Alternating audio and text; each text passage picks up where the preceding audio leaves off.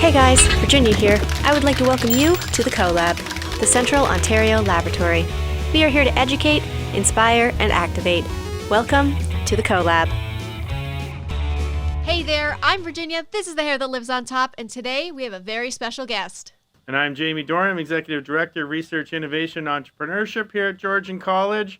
And I'm calling in from my backyard office right here because our really special guest, his name is Brandon Aikens, and he's got a really cool company all about backyard offices. So we're going to learn a lot more about that today. So Brandon, how are you doing?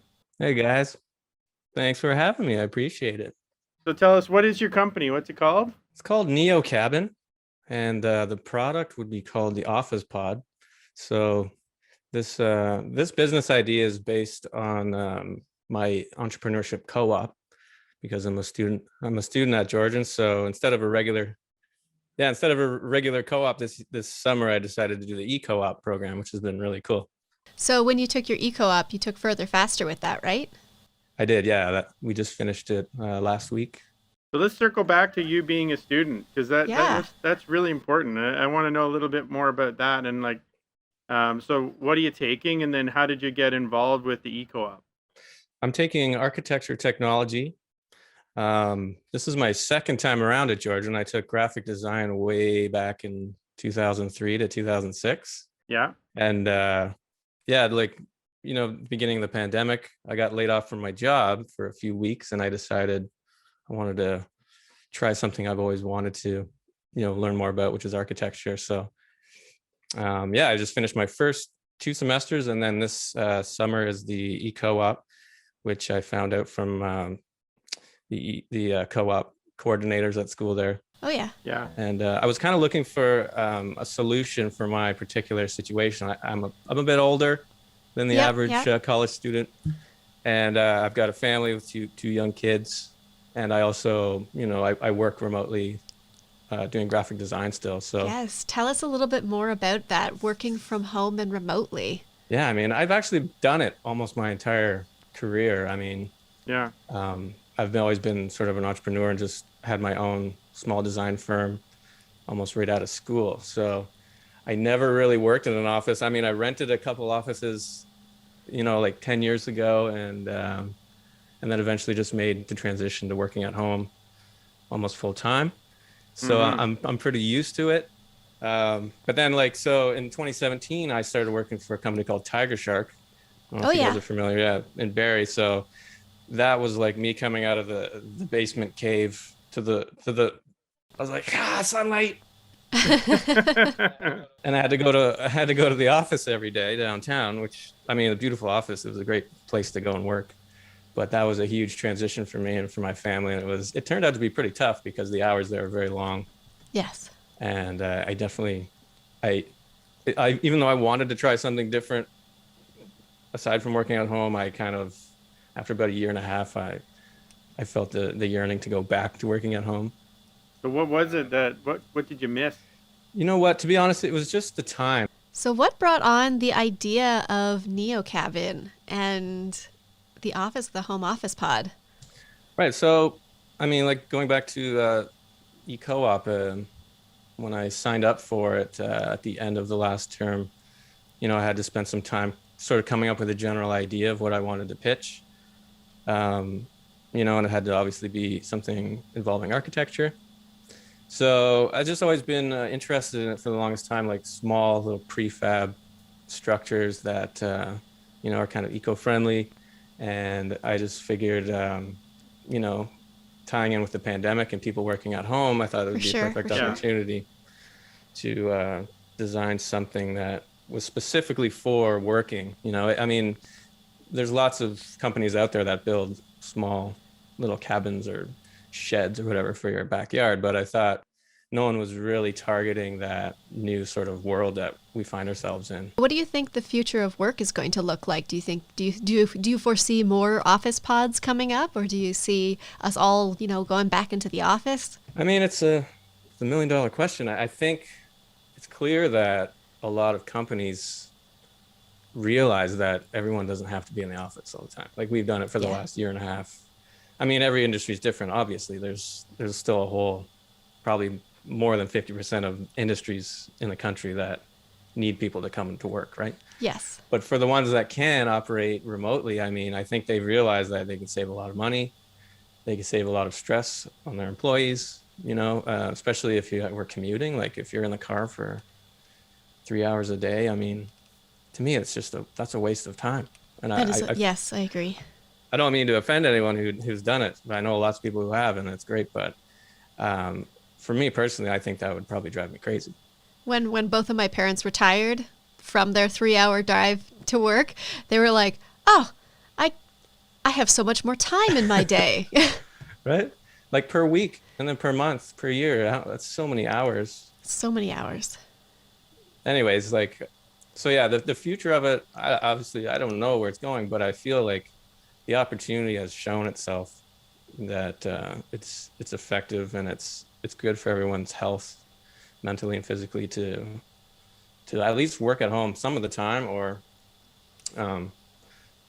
yeah, I mean, and going to the NEOCABIN idea, I know it's not necessarily for everyone, because everyone doesn't live in their own house. That Yep. A lot of people rent still, or people live in all different kinds of structures. You might not have a backyard or a yard big enough. So, and going through further faster, I quickly realized that it's a very targeted sort of niche market, which is okay, and it's really interesting to try and sift through all the different possible customers and try and find the people that would really want Yeah, it. that customer discovery is exciting. That was actually my question for you. Is I'm curious, what is your market segments? Who wants one of these things?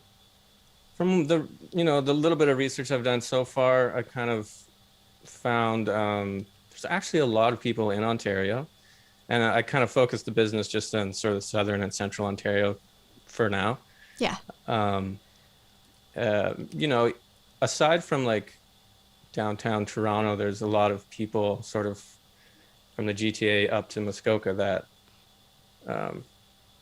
have properties that work at home. I found that there was about, I think, 400,000 people that work from home, according to this one set of research that I was looking at. So, I mean, that's a pretty big market for when we're talking, just in this area. Yeah, and then I was sort of trying to nail down the people that have the bigger properties. So it's a little bit more, it skews a little bit more rural, I think, or suburban. Yep. But I'm still kind of in the process, and it's really interesting to look at research. I've been using Prism and Simply Analytics, the sort of research database that Excellent we have available programs. at school. It's incredible that the depth of info you can find on Simply Analytics is mind-blowing. Yes, it's mind-blowing. Yeah. So I've only just sort of scratched the surface, and I look forward to diving into that a bit more. What about companies? A lot of people have a home business. Is that another market? Yeah, I mean, I think it's a space, so it can be used for anything, really. And my idea is to let people customize it. So there could be, a working desk inside, or maybe a tool, make it a little bit more of a tool shed or something Could more. be a little art studio. Exactly. So I think the opportunities are pretty wide there. And yeah, It'd be your 365 day yard sale space. Exactly. Got my little retail booth going on. You can imagine anything that goes on there, and I think you could even use it, to relax in. But maybe you find yourself spending a little too much time in there, and the family's like, lock the family out. I thought Dad worked at home. Where is he? So Jamie and I both watched your Further Faster pitch video. Mm-hmm. And how does it feel to win the Further Faster pitch? Feels amazing. Yeah, I was super excited, and you know what? I didn't know what to expect, but watching everybody's videos that they made, I was pretty blown away. The quality and the time and effort everyone put in. I was For sure. Yeah, super honored to win that. Very happy. Awesome. Well, it's pretty amazing. Over the years, I've been involved in a lot of different pitch competitions, and they used to always be in person. You have to go up and do your pitch, and then eventually, video pitches started to show up, and a lot of the early video pitches were very low quality. It's like you can imagine just like take For your sure. video camera, record yourself, don't even practice. And nowadays they're pretty slick, right? So the skill level's gone up, and I really like on your video how it felt like, you know, we as the viewer are right there in your problem, right? You're having to work at home in the toy room, and there's stuff everywhere. Like we all have this experience where you're trying to work from home and things just aren't as clean as they could be if you were Yeah. in an office setting or a controlled setting that's just for work. So Yeah. that came across really well in the video. So you're definitely deserve to win. So what's next for you? Well, what is next? I'm gonna, you know, the project NeoCabin project is still, you know, pretty early on. So my next phase that I'll be working on for the rest of the summer is the design of the actual product. So I'm Yep. finding that, you know, there's a million different ways it could go. Yeah. Yeah. Even just structurally, like how to build the structure, but I'm trying to figure out the best way to make it. It's obviously prefabricated, and I want to be able to deliver it to people, and they can set it up themselves. Yep. So yep. to me, like that's a big design problem that I have to solve. So I'll be working on we that. don't want the IKEA version of the cabin. And it's interesting. Why do I 'cause- have 5 screws left? I know, right?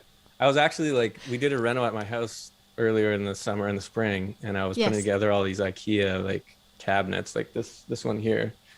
And that kind of like struck me though. I'm like, if you could build something that's so like prefabricated like this as an office, like Yeah. I just loved how Yeah. everything's like designed perfectly to fit and everything. It's So just everything fits together. yeah, that was a bit. I know people, you know, dog on IKEA a lot, but obviously there's been a lot of effort into their design and stuff. So that was a big yeah, for sure. inspiration. And then so yeah, the fall is my next semester of school, but in October is the next round of pitches for the entrepreneurship Right. Yes, yes. program. So thanks a lot, guys. I was already in school. I'm pretty busy. I I got to work on this thing. Cool. But Totally hopefully, worth it. I'm excited about the opportunity, so I couldn't turn it Amazing. down. Yeah, sounds good. So I got a couple more questions about the structure itself. Like if somebody wanted to put this in their house, do they need permits? Like, how does it work with the city? Right. So anything under 100 square feet, technically you don't need a permit. So that's what I'm aiming for, just to make it that much more Awesome. easy and accessible. Yeah. Right. So maybe in the future, like I've seen other prefab companies that build larger ones that you would need to get, you know, the proper permissions and everything. But Yeah. the goal is to keep it under 100 square feet. You know, 10 by 10 or like 9 Right. by, I think 9 by 12 or 9 by 8, Nice. 12 by 8. So, Yeah. What about power?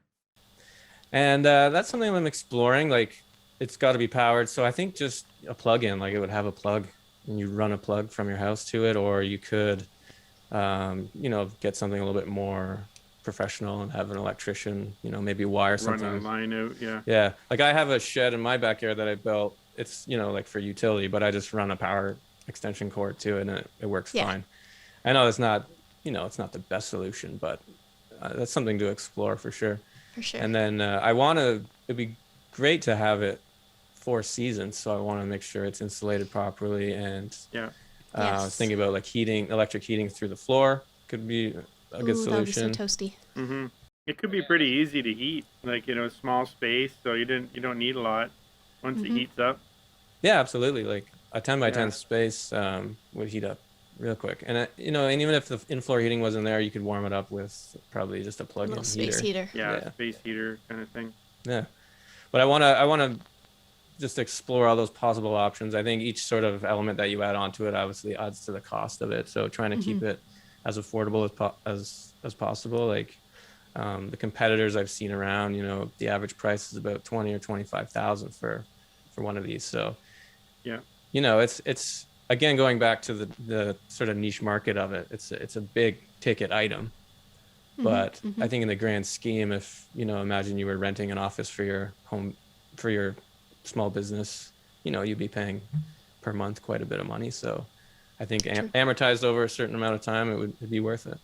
Yeah, it would. You'd easily pay that off in less than 2 years Yeah. for most office space that you rent. Like even Yeah. just a small office is $1,000 a month. Yeah, I've even considered leasing it. Like I saw another company in Europe was doing that with these sort of prefab structures that they lease them out to, either like a company might lease them for their employees if they're working at home. So they pay a certain amount per month, and then they can come and, they can come and retrieve it. Interesting. That is a good model. It's interesting, yeah. So they would come and retrieve it when you're done paying for it, and then you could repurpose it and give it to the next person. Yeah, and you could just get a property management company to manage them all for you, so you don't have to deal with that. Yeah. They True. do it. They just send you the check. Very neat stuff. So, are you going to build one at your house? That's one of my last questions. I know. I'd really want to. Like I said, I built a shed out there a few years ago already that I've been like considering. I keep asking my wife, like, why can't I just, outfit that and that can be my office out there, and she's not so hot on the idea, but I don't necessarily have the room for another one. I might. We take a tree down or two. I don't know. Mm-hmm.